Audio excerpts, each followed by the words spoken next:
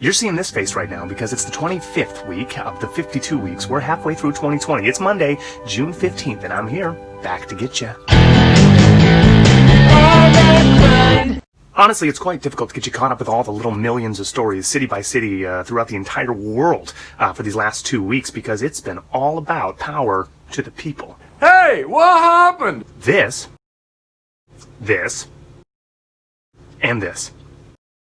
For about the last 3 weeks straight, we have been witnessing protests home and abroad. Germany just put on a giant protest demanding equality that rivals some of ours here in the States. I don't think there's any doubts that these protests have made a serious impact, leading to all 4 officers involved in George Floyd's murder being charged with crimes.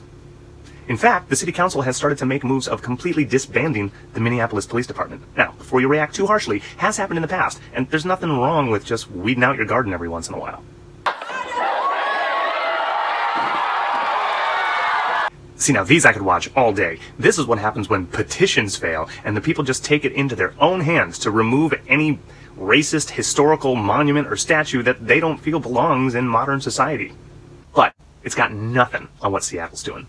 Protesters turning the neighborhood into more of an open community space, a block party type atmosphere, music, a hot dog stand, gardening, rather than a corridor for violence and mayhem. So they were calling it CHAZ, the Capitol Hill Autonomous Zone, but now they've kind of like rebranded because they're not trying to secede from the United States. So now they're calling it the Capitol Hill Organized Protest, or CHOP. The people in charge need to learn how to serve its people better. That's what this whole thing is about. Just the other day, we have another story out of Atlanta. Fatal shooting that shouldn't have been done. And in response, the police chief?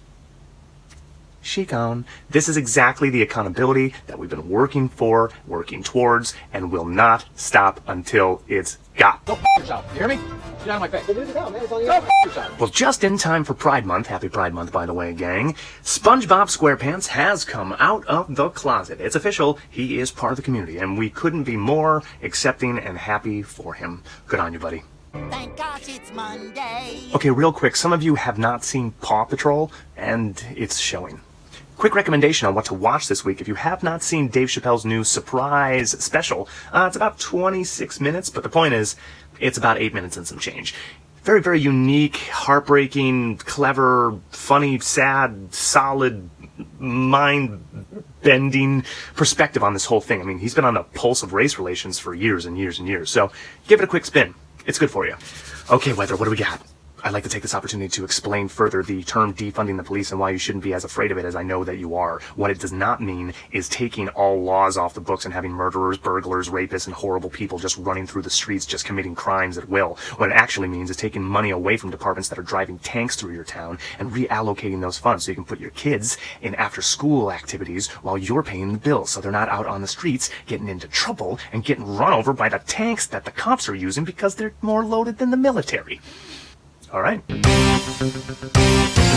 Ooh, sports fans. Hey, the NBA is coming back. College football is coming back. They just got to figure out what to do with their schedule and how they're going to do that and the fans and everything. But they have announced that they are coming back. So I'll have games to report on then.